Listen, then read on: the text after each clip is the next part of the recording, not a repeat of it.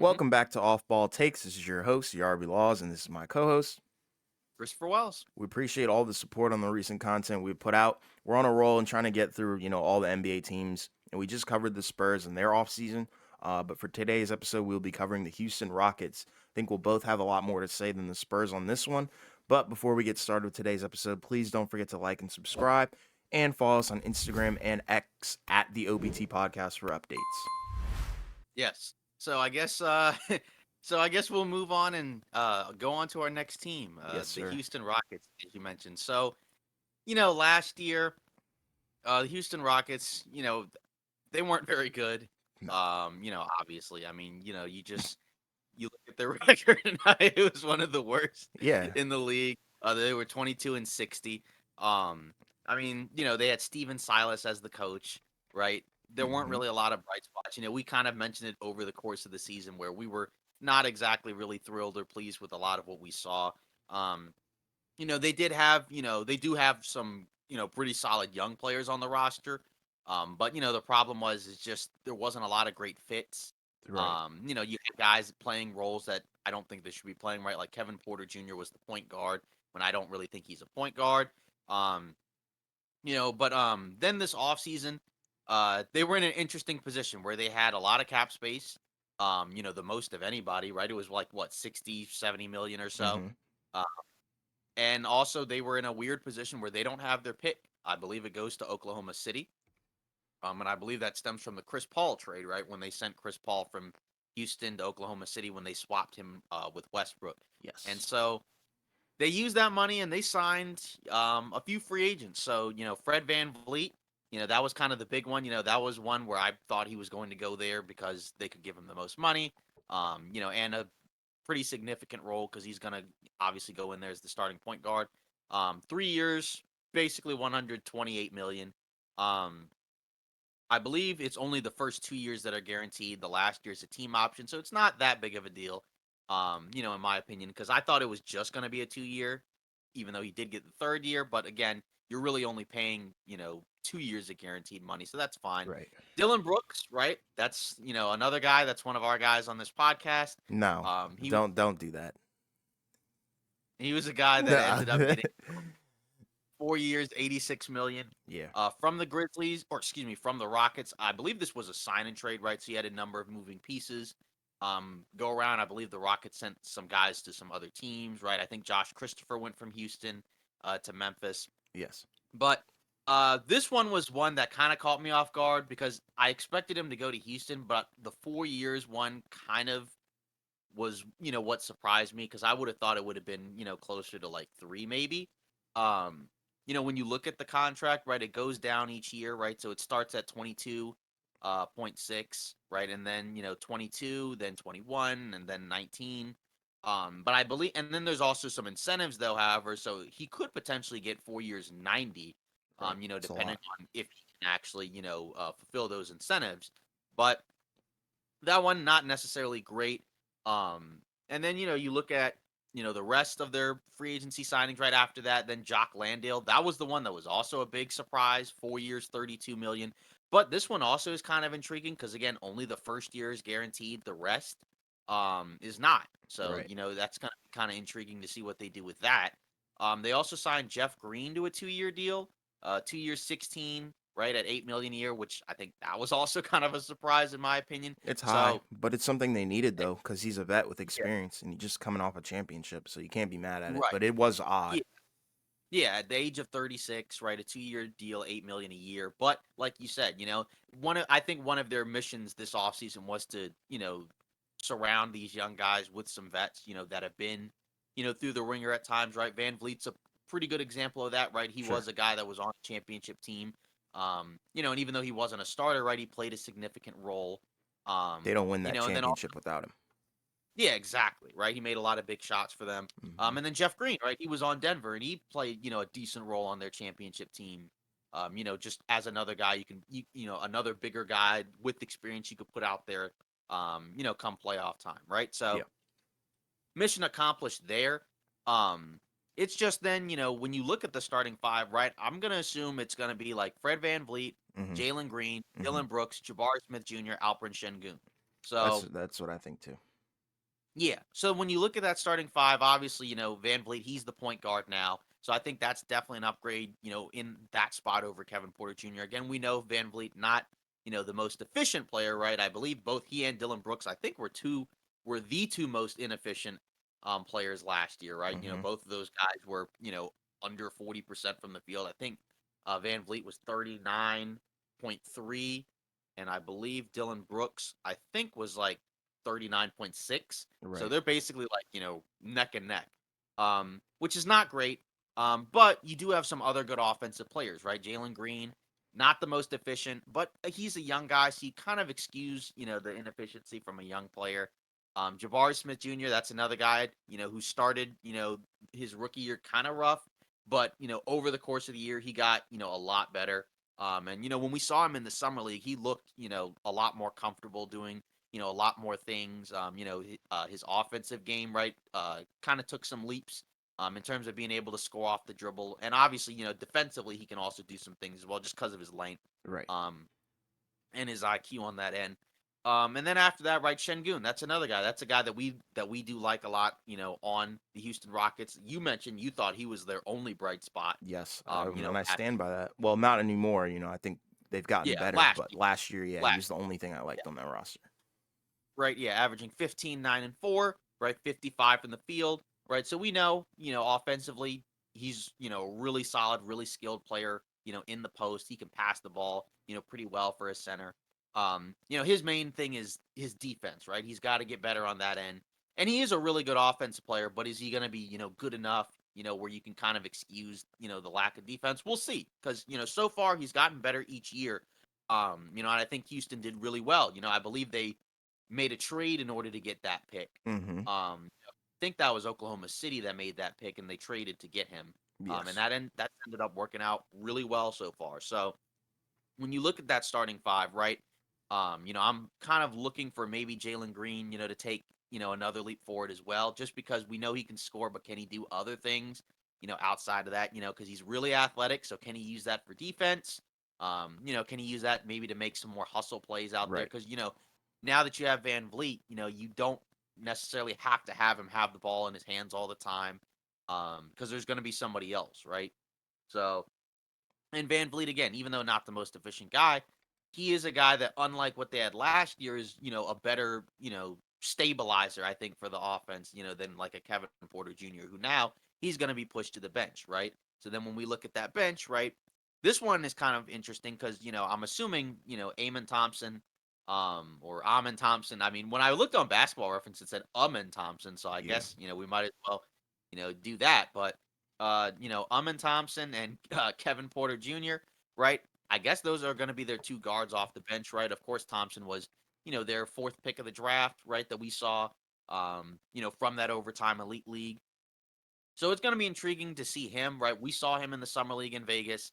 Again, if you haven't seen the vlog from Vegas, check it out. Yep. But we saw him, and he only played one game because he got hurt at the end of the game. But in the minutes he played, he was very, effective. He really stood out, because he wasn't just a freak athlete. He had, some decent passing skills, right? Obviously in transition, he was really good. Even on defense, Yeah. he played, at a pretty high level, right? Because you could see him and Scoot, kind of going after it, kind of going after each other, competing. So that was kind of Absolutely. cool to see.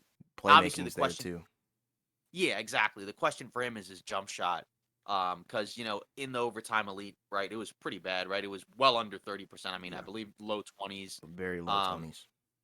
yeah, exactly. So can it? We're not asking for Steph Curry percentages, but can he get to somewhere between 30 to 34% as a rookie? I think that can kind of you know define what his floor and his ceiling is going to be, Absolutely. as a rookie if he can, kind of develop that jump shot over time.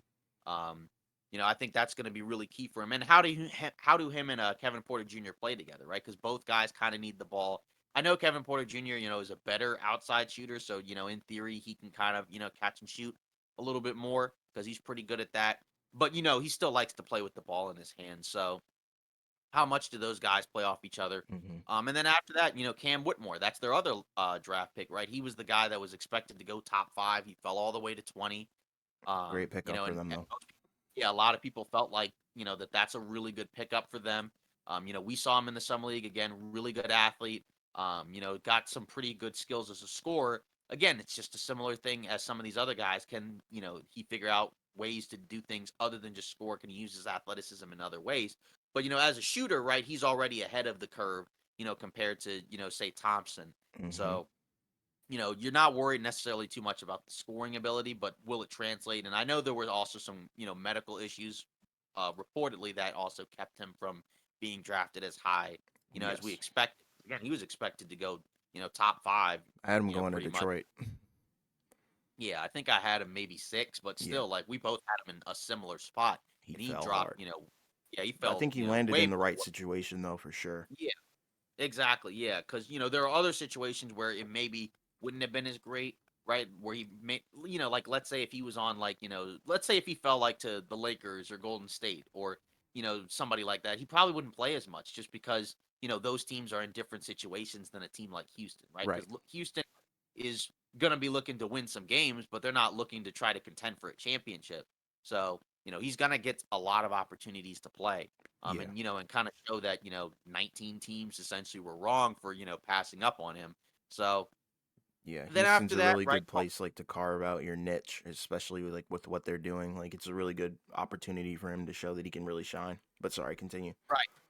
Yeah, then you look at Tari Eason, right? That's another guy that you're kind of looking at, to take another step forward, right? He was a Hmm. rookie last year, had a pretty solid year, right? 9.6 rebounds, 1 assist, 34% from three, on 2 attempts a game. Again, he's another guy in Vegas that looked improved, in a lot of different areas of the game. And, again, that's kind of going to be intriguing to see, in terms of, again, this is a very young team. So you need some growth from the guys that were already there that are young. And you also, I think, ideally would like some of the guys that you just drafted, to have, some really impressive rookie seasons. So I think he's another guy that you can look at as like a second year breakout guy, even though, a lot of people kind of recognize that he had a good rookie year, right? But can he take that next step and in that development level? Yeah. Again with the shooting, just kind of like just be more of an all around guy because he's also Right. got some pretty solid metrics, defensively, as well. So which again he's 6'8", over 200 pounds, so he's got length, he's got athleticism, he's got size, so he's got the profile for it. He was all rookie last year, Yeah, so he was very good, and I think he's very underrated. And they have a couple of pieces like that on this roster. I'm sure you were about to talk about Jabari Smith, but I think he's one of them at this point as well. So exactly, because again, that was their rookie guy, from last year. And again, as I mentioned already, he struggled early on, but to finish the year, right, he closed out, much better. Again, looked a lot more comfortable, right? Because again, during the early part of the year, right, some of it was just the shot wasn't falling. Which again, like that's sometimes kind of something when you look at it where, sometimes it can kind of be hard to differentiate, whether or not is a guy just missing shots, or is it just, something else, right? Like, because some guys, when you're looking at them in the summer league, for example, right, you can see some guys, are taking good shots, they're getting their shots off, they're just not falling. And then you can see other guys where it looks like, the game may be a little bit tougher for them. right. Um, like we saw a couple of guys, who were really good in college, and they were smaller guys, right? And then when we were watching them in the summer league, right, their size, hindered them a little bit more, just because again, now you're finishing over, bigger, faster, stronger guys, and that can be, a tough adjustment, and some guys, are kind of able to overcome it, and then other guys, kind of just fall by the wayside in a way. So, Yeah. for Jabari Smith Jr., right, he was able, to kind of overcome that. And again, it was actually really funny because when we saw him in his first Vegas Summer League game, he looked really bad in that first half of the first game he played in. Yeah. And then in the second half, he just, went bananas. Yeah, he turned on the Um, Jets. I couldn't believe it. yeah, and then yeah, exactly, hit the game winner. And then from that point in the second game he played from start to finish, he was really good. I think he finished that game right with like 38 Yeah. points or something like that, right? And just had a couple of times where he was just taking guys off the dribble. I think Wiseman was a guy he kind of put in the torture chamber a few Yeah, it times. was So rough. Yeah, he was 10 points yeah, away from tying the record, I think, for the most right. points. Exactly. So his off the dribble game, has really improved. From what I can see. Yeah. Again, is it going to translate, once he actually is playing? I think so, just because again, just, what he's doing, I think is, for the most part pretty replicable, just in terms of the process, right? He Yes. wasn't doing things, where I'm like, there's no way he could actually do that, against other defenders, right? It seemed like it was in his wheelhouse, and that's kind of what he was projected to be, Natural. coming in, kind of the all around, guy who can obviously score, but then also can use his length to defend, right? So, if he can do both of those things, I think that's going to go a long way towards helping this team. Yeah, and he Um, has natural gifts. Exactly, right? Jock Landale, right? Backup center. He was obviously, a part of Phoenix's rotation last year. Kind of supplanted Aiton, as the playoffs went on, right? Obviously didn't start, right, but had, some times where he played more minutes, and was just more effective, right? Kind of a, more rugged physical big, who's got some, touch, from the outside. Again, I'm curious to see what he looks like, in Houston, not playing with quite as much high level talent. But either way, right? You would think his game would kind of translate just because he's got, some solid skills on both ends. But we'll have to see. But either way, like I said, with Houston, the contracts, it's just kind of like when they were first reported, we because we didn't know about the options and the other aspects of it, they looked a lot worse than they actually were. And then, once the details came out, then they weren't as bad, right? Fred Van Vliet, 3 years, doesn't feel as good as 2 years, guaranteed, and then the last year isn't.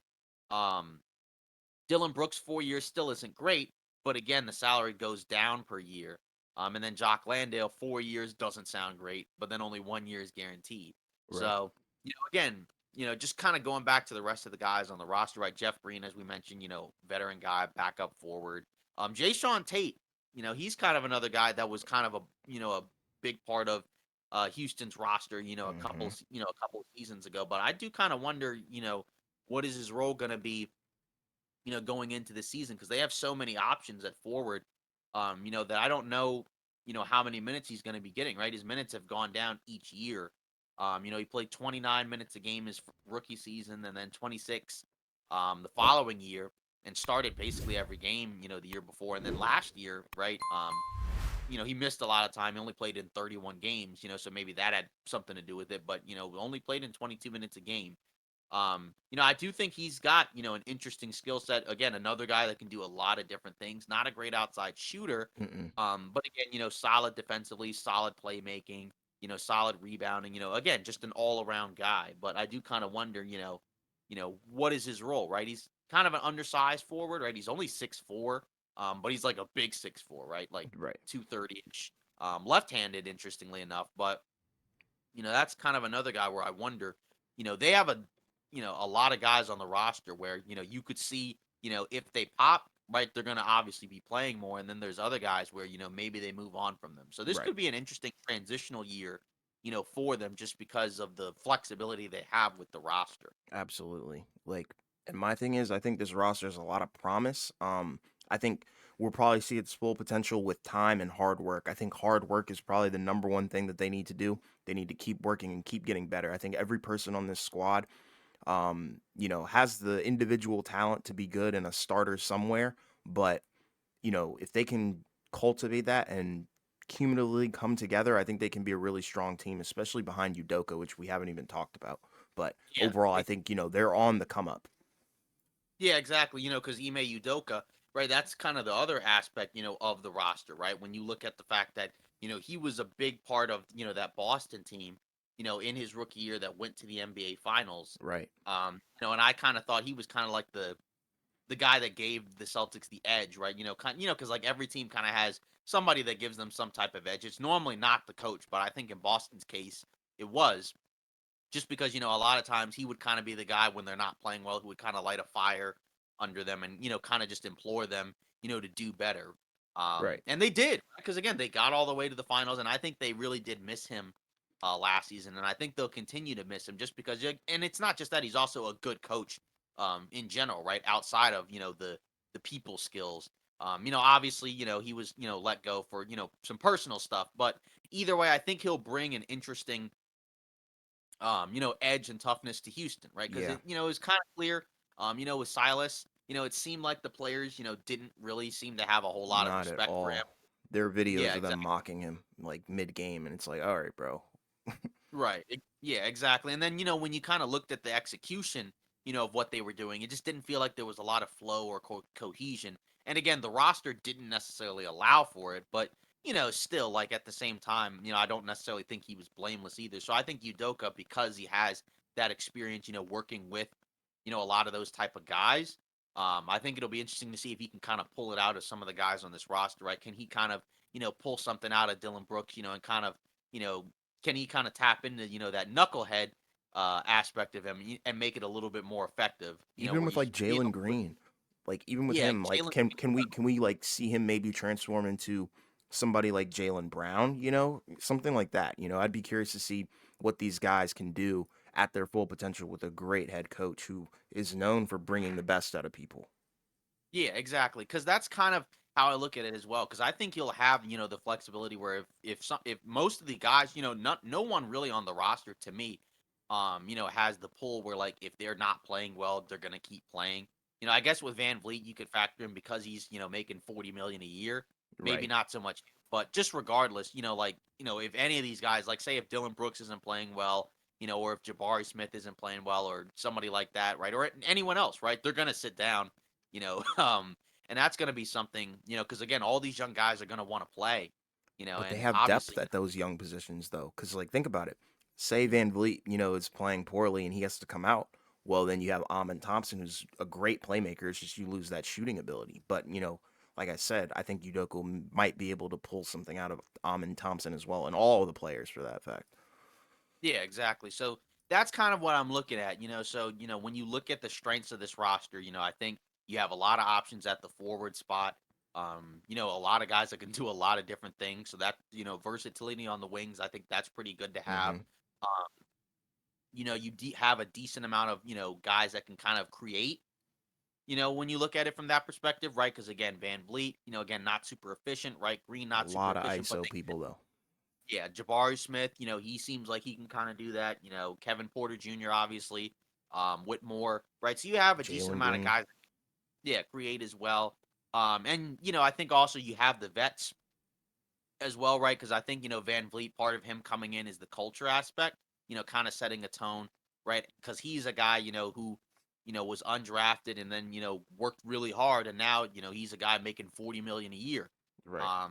So I think it kind of like what you mentioned, with everybody's got to work hard, right? Van Vliet is kind of the definition of that. When you look at a lot of the guys around the league, just because again, considering where he came from to where he is now, you would think a lot of the other guys on the roster would kind of get behind that. Um, and that's kind of, again, why they went out and got those veterans, right? Him, I guess Dylan Brooks is a different one, but he still is a guy that I think does, work, on his craft, for the most part. Oh, for Because sure. again, otherwise, yeah, exactly, because he's another guy, right? That was not, I don't think, projected to be like a consistent rotational starter No. guy on a good team, but again, here we are with He, that. he had his fair Um, you know, share of adversity. yeah, Jeff Green is another guy, who had open heart surgery, over a decade ago, and he's still playing. Right. And he was part of a championship roster. And obviously, the fact that he's been able to stick around and continue to play, and not necessarily just kind of like just ride the bench. Obviously, um, you know, there it takes a lot of work there too. So, you know, again, Absolutely. that's something that I think should rub off on a lot of the young players. As a strength as well in terms of the vets that you sign. Udoka, like you mentioned, and I mentioned as well. I think that's the strength because he's a good coach, and like you said, he should be able to get the most out of the guys on the roster. And then when you go to the weaknesses, um, I think you do have some good shooters, but you also have some guys that I think aren't great outside shooters. Yeah. Dylan Brooks, is kind of hot or cold, right? We know in the Lakers series, right, he was left open a lot. Yeah, it was rough. And and that's what yeah, and that's what teams are going to continue to do as long as he shoots those He percentages. can shoot you You out know, of the game. Thompson, not a great outside shooter. Kevin Porter Jr. And some of these other one-on-one guys, Kevin Porter can shoot, right? But again, because of his, a tendency sometimes, to kind of go one-on-one a lot, and he's not, the best player on the team at it. So he's another guy that can sometimes kind of shoot you out of a game. Yes. And I think they do have a lot of those guys on the team. Um, and again, like it's just also another weakness is you are a young team. So, you I kind was of gonna have to say that. learn, how to play together, and how to grow together. And that's going to take time, right? So, like you mentioned, it's going to be a slower process, for this team. But, again, they're in a weird position where, yeah, they are in the midst of a rebuild, but it kind of had to be accelerated a little bit because, they don't have their pick this year. So there's no incentive to be bad because otherwise you're just helping out Oklahoma City, Right. stockpile all those draft picks. So, that's kind of something that you got to factor in as well. Some of the defensive, concerns. Van Vliet is a good defender, right? But he's also small and he's also getting older. So, if he takes a step back defensively, that means Jalen Green is going to have to pick it up on the defensive end. That's why I think Brooks, Amen is going to be crucial, or yeah, Amen. yeah, we know Brooks can defend very well. Jabari Smith, he, projects as a pretty high level defender. And then Shengun, not really great defensively. No. So that's kind of a concern where you have, a handful of guys where, I don't think they're going to be good defensively. Um, and then, again, like just that's kind of the thing is that also it's just a volatile roster because you just have, a lot of uncertainty within the roster. And it could go a number of ways. I guess, kind of like to top it off, I don't really see like a ceiling where they're a playoff team. Right. Uh, I just think, they're not there yet. Sure. I think they, you know, I guess best case scenario, maybe they could be like, one of those last play-in spots. But even then, I just think, there are other teams that were kind of starting at a better spot. And also, because of the off seasons they had, are gonna finish in a better spot. So, I just think that they're probably gonna miss the playoffs again and probably miss the play-in again. Mm-hmm. But I think that they'll be more competitive. It's just kind Sure. of, just there's a lot of ifs involved if they're going to reach their ceiling. And you could argue that for a lot of teams, but I just think with this team, the ceiling I just don't think is much higher than a play-in team. Yeah. And And it's again, I don't and I think more so like 9, 10 than like 7, 8. And I don't think that that's going to happen. right. And it's like I kind of want to look at the West as a whole. Like, I don't think okay, let's cross off who they're not better than. They're not better than Denver. They're not better than Memphis. They're not better than Sacramento. They're not better than Phoenix. They're not better than the Clippers. They're not better than the Warriors. They're not better than the Lakers. Not better than Minnesota, I don't think. Not better than OKC. Not better than New Orleans when healthy. Not better than Dallas. I think they could potentially be better than Utah, better than Portland, and maybe better than San Antonio, just Yeah, because of what because they've added. But that even really puts them still at like 11. You know? right. Yeah, because you got to be 10. And again, all the teams that made the playoffs, and the play-in are probably going to continue to be there, right? And then Dallas, obviously, they're not going to be tanking at the end, so they're going to try to Right. compete. So that's another team that's going to, come up, and we'll talk about them, eventually. Um, and then after that, Utah, Portland, Houston, San Antonio, right? Those are probably your last four spots because Portland, assuming they trade Lillard, they're not going to be in Right. the mix. And then after that, you're gonna have to be better, than at least four teams basically, So Exactly. and I just don't necessarily see that that's gonna happen. So, again, when you look at their offseason, I think now that more information came out about the contracts, I don't think it's as like weird as I initially thought because I think initially when we talked about it, I don't think we really liked a lot of what they did.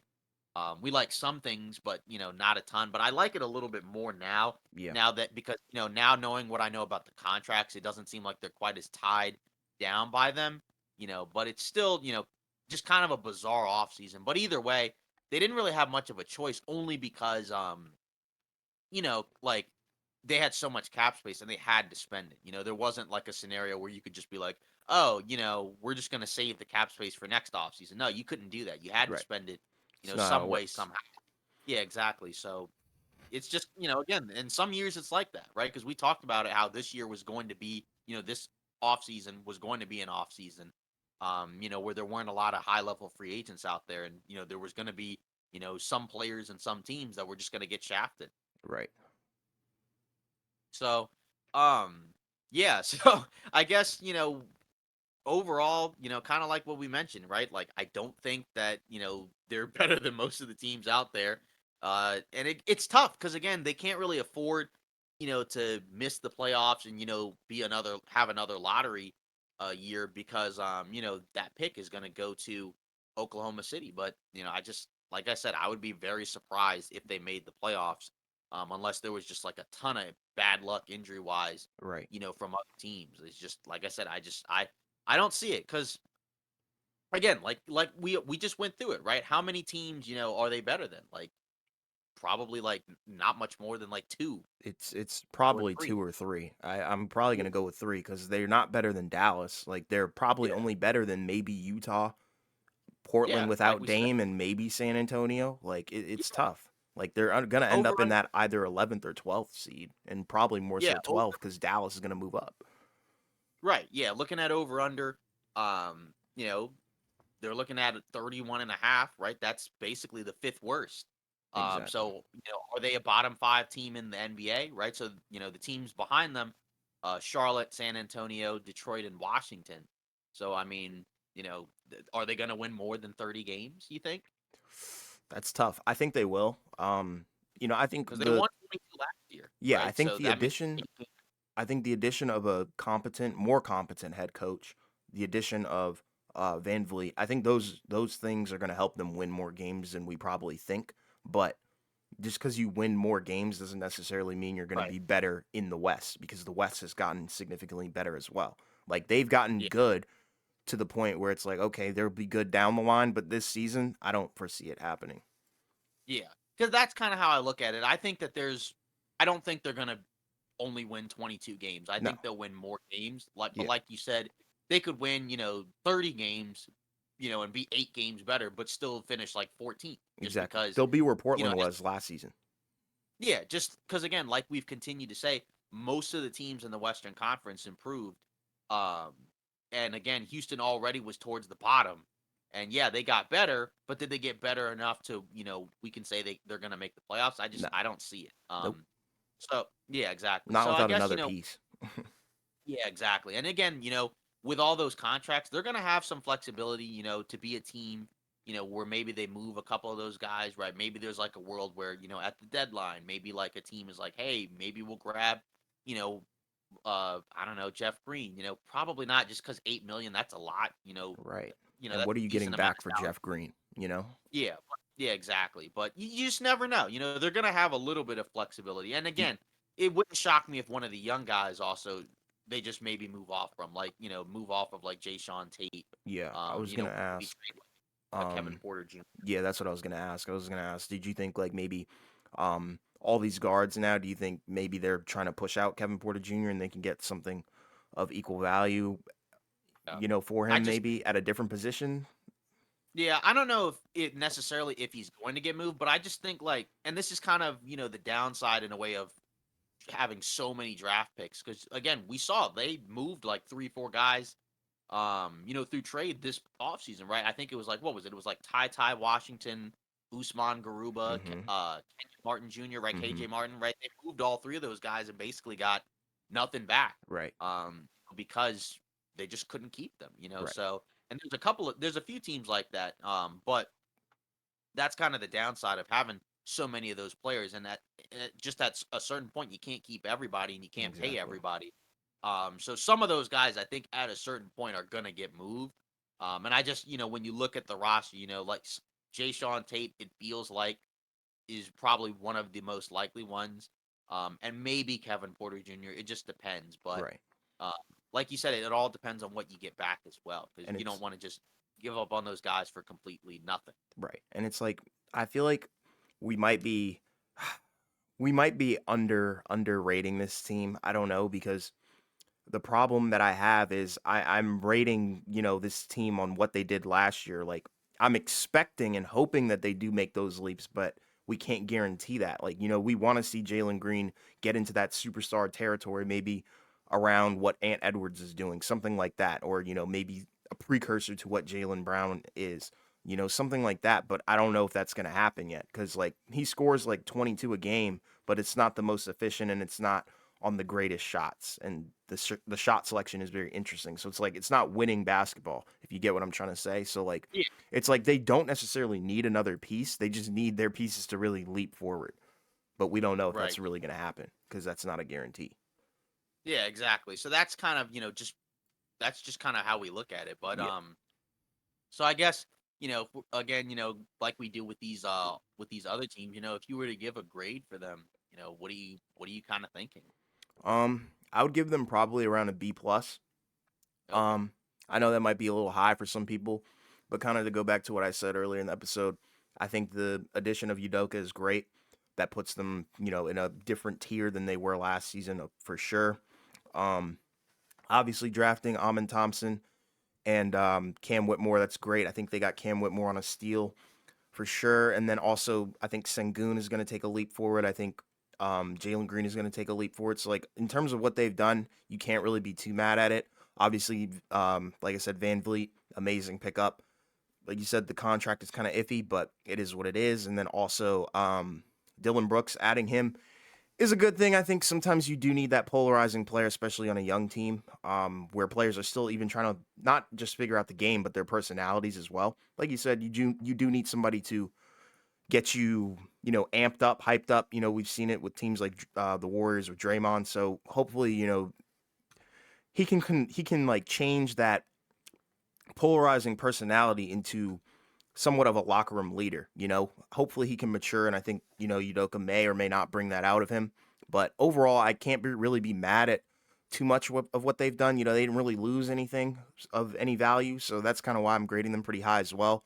I thought they gained and they kept a lot of their cornerstone pieces, and I think those pieces are on the way to making leaps. So that's kind of Yeah, the way I'm looking at it.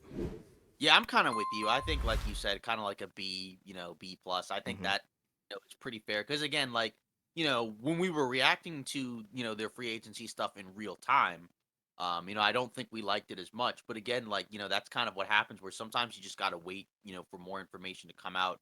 Sure. The contracts that they doled out, I think, aren't quite as bad once you actually look at them. As you kind of would have initially thought. Because again, with Van Vliet, it's 3 years, which is a lot, but the third year isn't guaranteed. Right. So you're only paying for two. Like I mentioned with Dylan Brooks, right? 4 years, but each year it goes down. So it'll probably be easier to trade over time. And then even with Landale, right? 4 years, 32, but only 1 year is guaranteed. And then after that, you can kind of just do whatever. So, and then after that, right? I think we did definitely like what they did in the draft, right? We like the guys that they drafted. Yeah, for sure. In terms of like, yeah, exactly, in terms of Thompson, Whitmore. So we like that as well, and that's kind of what you have to combine, right? Because I think before when we were looking at what they did, it was just the free agency lens and then the draft lens separately, right? But now Yes. we're taking both of them together. So when you combine both of them, I think that's a pretty solid offseason because again, you got some vets, that hopefully can kind of come in and change the culture. You got a new coach, hopefully he'll do a similar thing, and set a tone for everybody. And he's, a really good coach, in terms of what he can do. And then again, like you have solid young talent, right? They have a number of players that I like as part of a young core, right? Jabari Smith, Shengun, right? Even Jalen Green, I think, has a lot of moments where he, I think can be a really, really, effective player. It's Absolutely. just a matter of, like you said, it's going to take a lot of growth, from the team, in a lot of different ways. It's, a lot of maturity as well. And I think they can do it. It's just a matter of again, like not everybody's going to be there ultimately at the end. Um, but in terms of collectively, I do think they had a solid offseason. It's just again a matter of I don't think they're going to be much better standings wise because, like I said, they could win 10 more games, but still finish like 14th in the Western Conference or Right. 13th in the Western Conference, which I think is more likely than them making a playoff, or push or whatever. But I do think they had a good offseason. Again, because again, you just measure it collectively with the draft and free agency. And like I said, the contracts aren't as bad as they seem, initially. So Yes. I think overall, you do have to give the Rockets, a pretty, solid, I guess applause in a way for their free agency because I think Yeah. it was good, Given right? what It they were wasn't, working with. yeah, given what they, had to work with and given what they were coming off of, last year, it looked pretty rough. And like I said, because remember initially it was rumored that they were just going to spend most, they were going to get like Harden, or somebody like that. And I kind of like this, better than if they had gotten, Harden or It's Kyrie. Because better again, long like I term. said, yeah, because again, sign, a bunch of vets, that, again, will probably be a positive influence. I know Dylan Brooks is a polarizing guy, but again, Van Vliet, he's, a solid locker room guy. And everything else. Like I think this is a more ideal offseason. I wouldn't like if it was like Harden or Kyrie, it would have been a much harsher grade. Sure. It would Even have if been you in the included, C range. yeah, exactly. Even if you had included what they did in the draft, because regardless, I liked what they did with the draft. But Yes, it was I amazing. I think yeah, after spending some more time on it, I like more of what they did in the offseason than what I initially felt. Because initially I wasn't a big fan of it. Even I think when we talked about free agency, I think we kind of I don't think we like had them flat out as losers, but I don't think we were very positive No, on what they did just in because of free the agency. money, like outright, it was just so jarring. Right. But after looking at it, I think it's a much better offseason than Yes. I kind of thought initially. But, again, do I think they'll be a good team? Probably not. No. Yeah. So, that pretty much wraps up, our discussion on the Houston Rockets. Again, let us know, what you thought in the comments. Um, uh, again, do you agree with us or not? But Yeah. Let now we're us gonna know. get into, you know, a couple of news and rumors. Again, not as much.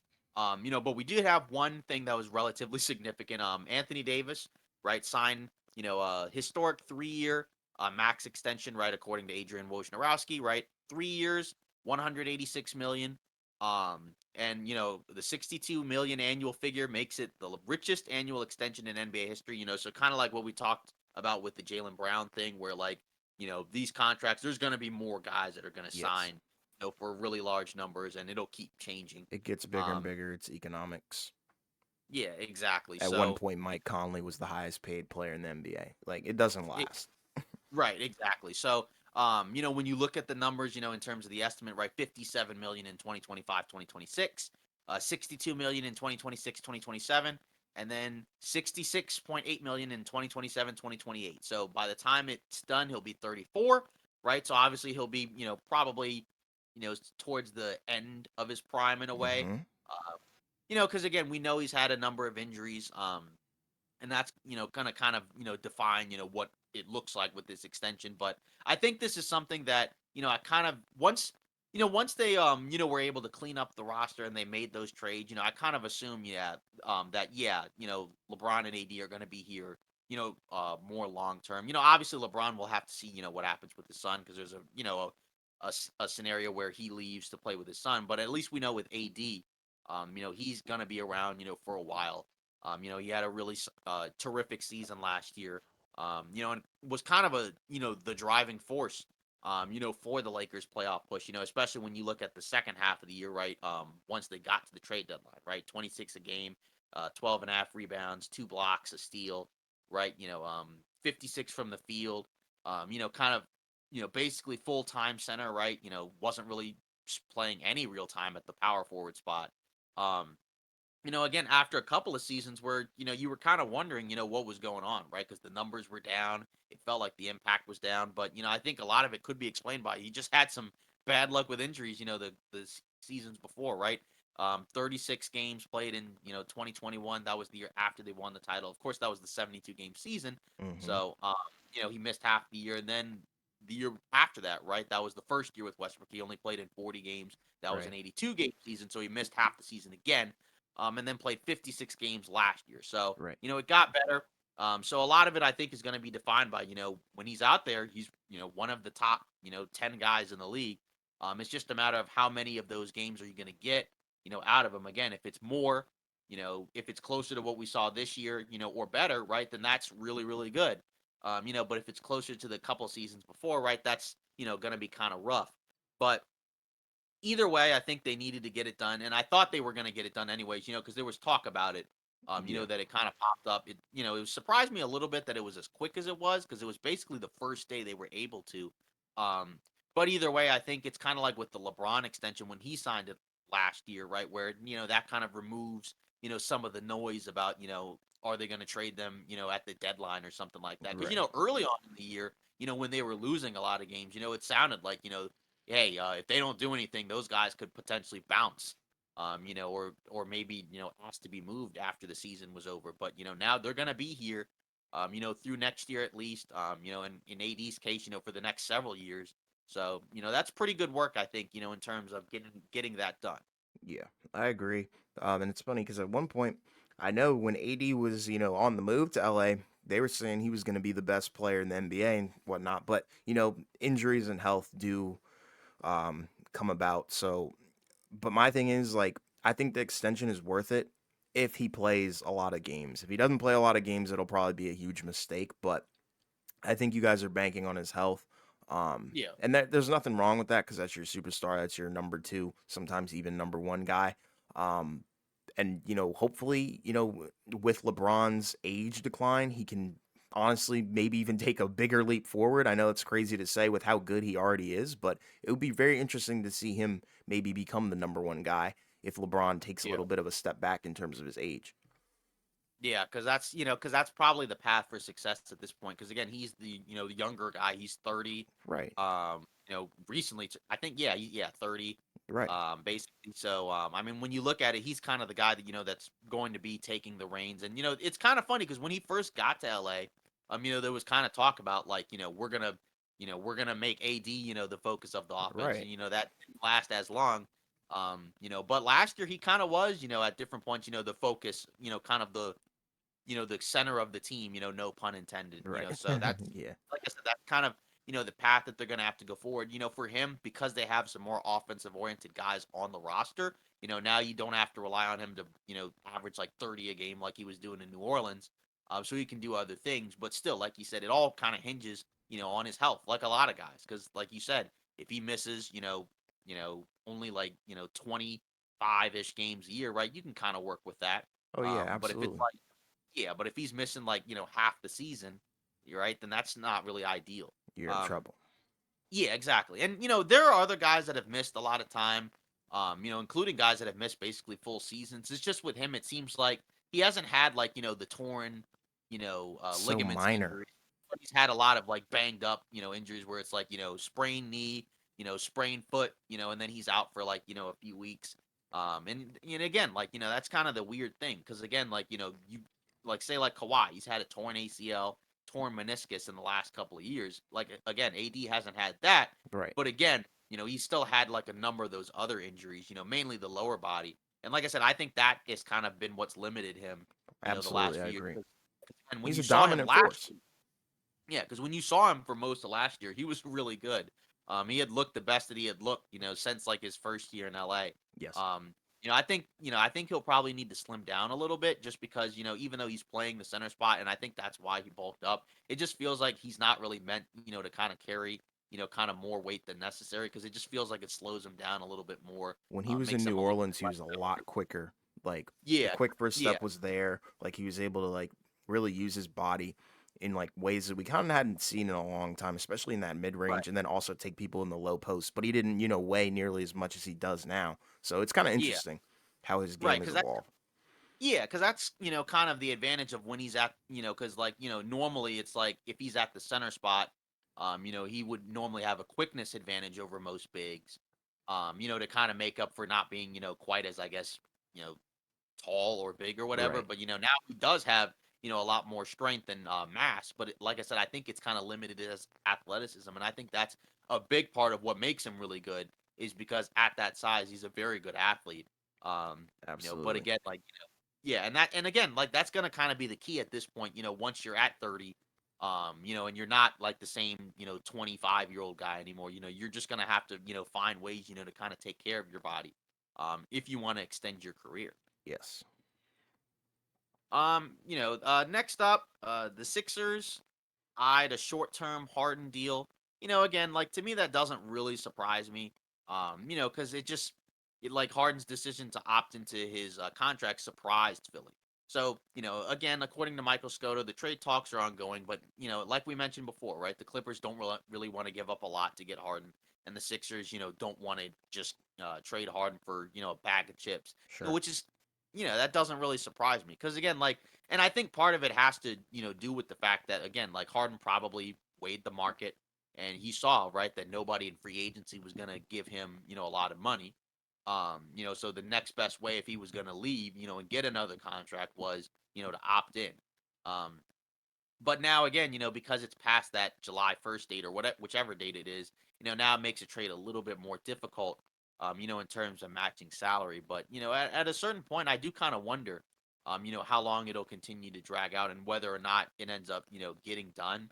Because, because again, it's just a weird spot. Because with Philly, there's so many other things that you have to weigh. Because again, if you trade Harden and then get back, next to nothing, how does that impact Embiid? Does that, is he will he be okay?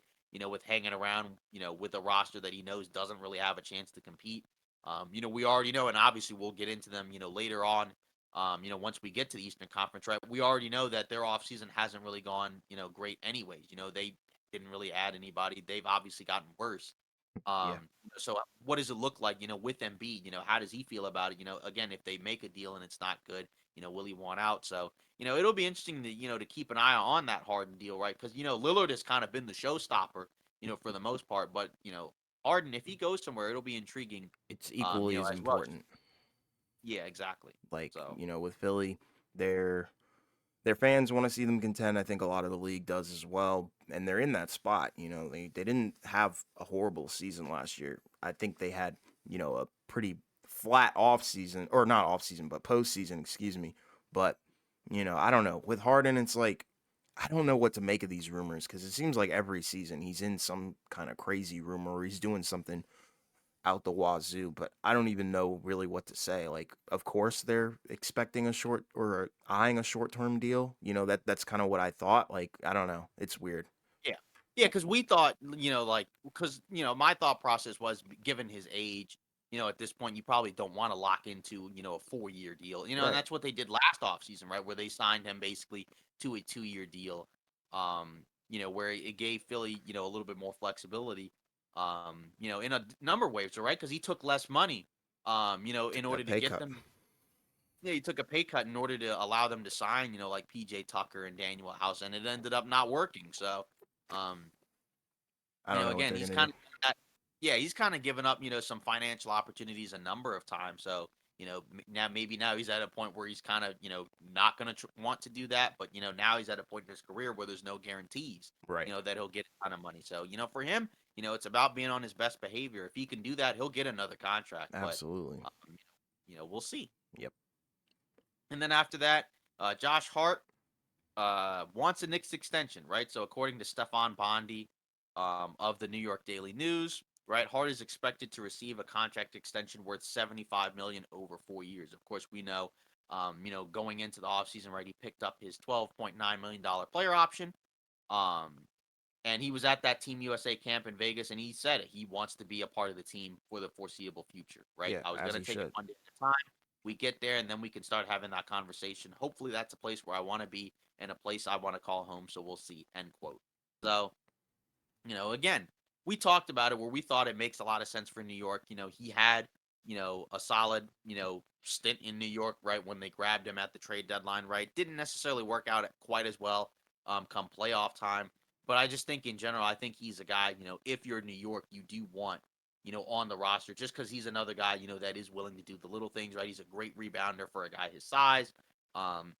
Really smart player, right? Obviously, they just signed DiVincenzo, to complete that Villanova Yeah. triumvirate with him, Brunson, and Hart. So, I mean, I don't really see an issue with that because again, 4 years, 75. I mean, that is a decent amount of money.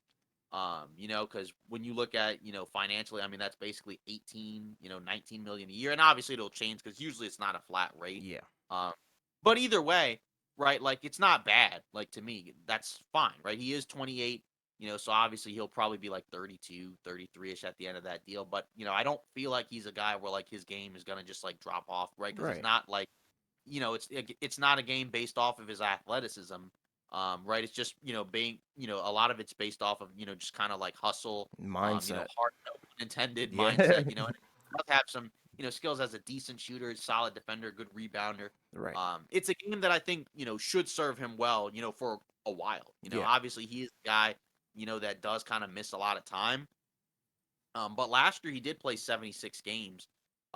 Which is a good Which chunk. again, that's pretty good, right? 76, but before that, right, 54, Right. 47, and then but his first 3 years, right, 63, 67, 65. So that's not It's bad. not horrible. And again, yeah, and given his style of play, it makes sense that he's not typically going to play, a Yeah, he ton. plays that bang Uh, up basketball. yeah, but either way, I think that's good for New York because Yeah, again, me like too. you're at a point now where you found a guy in Brunson who's really awesome. Yes. Um, it's just about finding the pieces around him.